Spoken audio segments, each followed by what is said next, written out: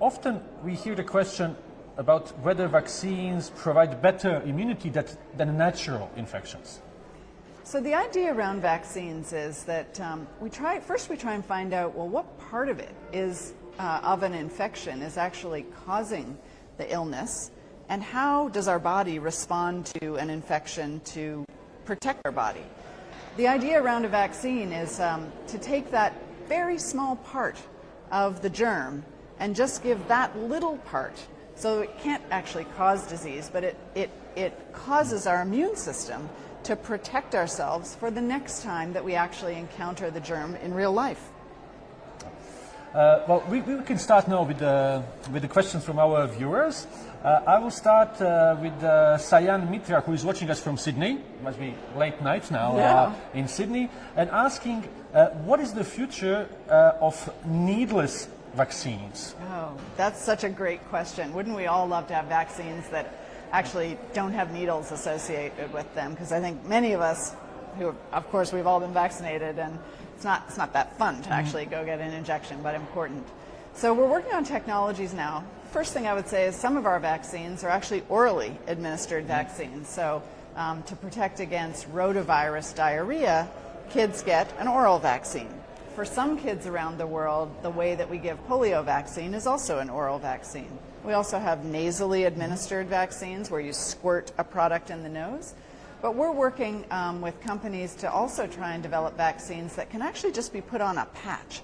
So it would almost be like a Band-Aid that you would put on your arm and leave there for a little while, and you wouldn't have to get an injection at all. So those are some new strategies that we're pursuing. Right. Let's go to the next question. Bernard Goodluck is asking what should be our response to anti-vaxxers?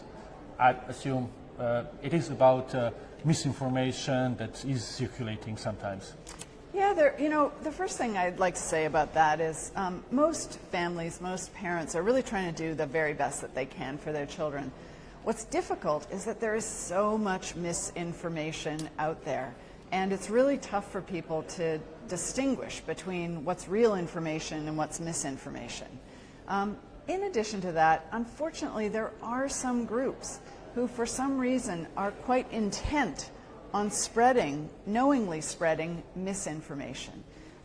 What their motivation is and why they want to do that is a bit perplexing, and we're working hard to make sure that people have accurate information. So I think the most important thing for people to understand is you should get your information from your healthcare provider. You should get your information from credible sources. So whether that's the World Health Organization website, whether or not, depending what country you're from, your vaccine advisory committee will have credible information. Pediatric associations, credible doctors associations will have important and accurate information. I really do want to warn people that there's a lot of misinformation out there, and you really have to read it quite carefully to understand whether it's accurate or not. Just because you see it on Amazon or just because you see it on Google or on Instagram does not mean that it's accurate information. I think that's a very important advice. There's a question that goes a little bit more to logistics now. Yeah. Anjali Takali is asking about the cold chain that is often needed for vaccines, and that it is a major issue in different countries. Anjali is mentioning Nepal. Can you elaborate what can be done really to ensure that this cold chain is available for vaccines?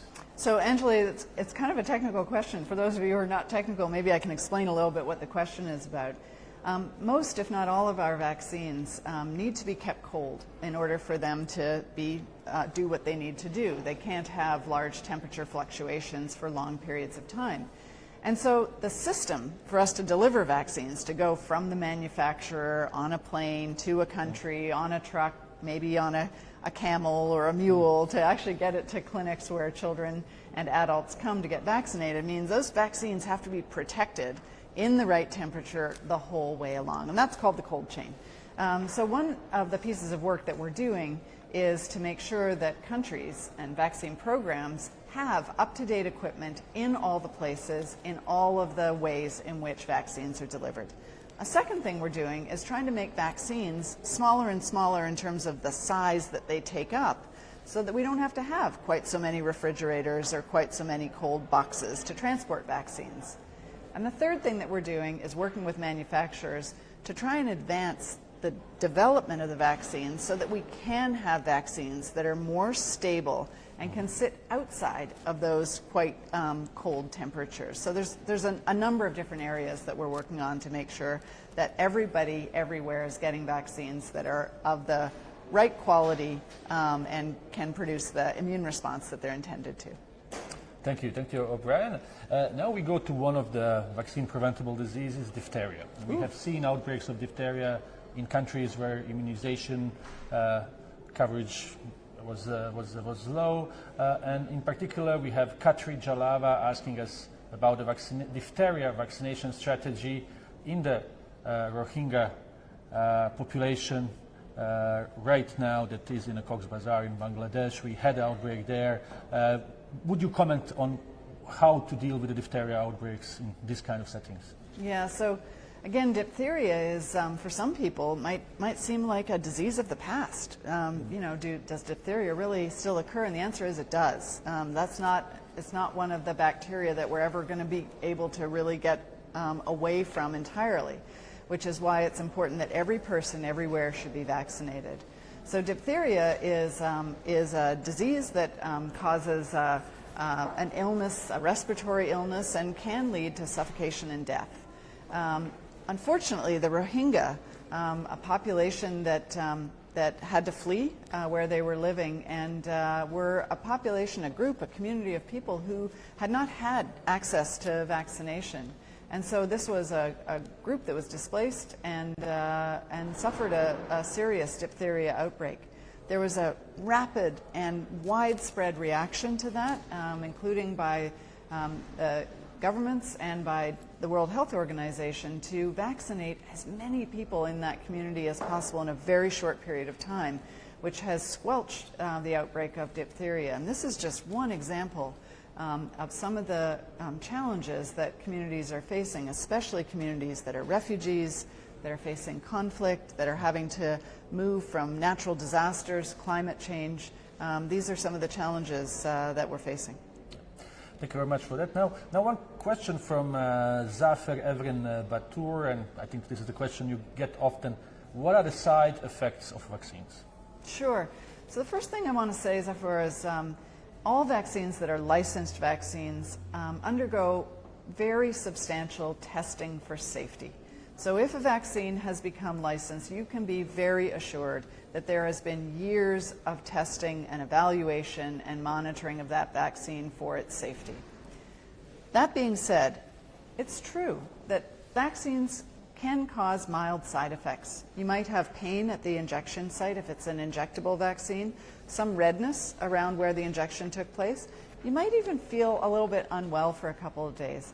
And for some people, there's a mild fever that might occur. Some of those mild side effects are really showing that the vaccine is working. It's actually stimulating the immune response. Generally speaking, those are self-limited. They go away after a couple of days. You can treat them with anti-inflammatories, something to just make you feel a little bit better, but are not serious side effects. Thank you. We have a question from Somalia, from Sadiq Abdul Qadir, who is asking, does WHO recommend hepatitis B vaccine for adults? So hepatitis B is an infection that causes an infection of the liver.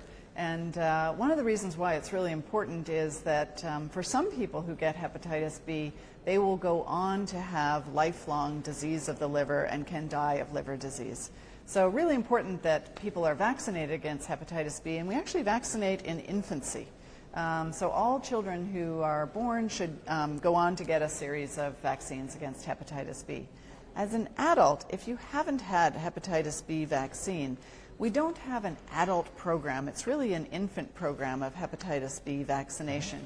However, for people who are healthcare workers, if they have not had hepatitis B vaccine, that would probably be something to consider getting. But we don't have a routine program for adults to be vaccinated with hepatitis B. It's really an infant program. Thank you. Hope this answers the question. There's a good question from Madeleine Sinclair, and she's asking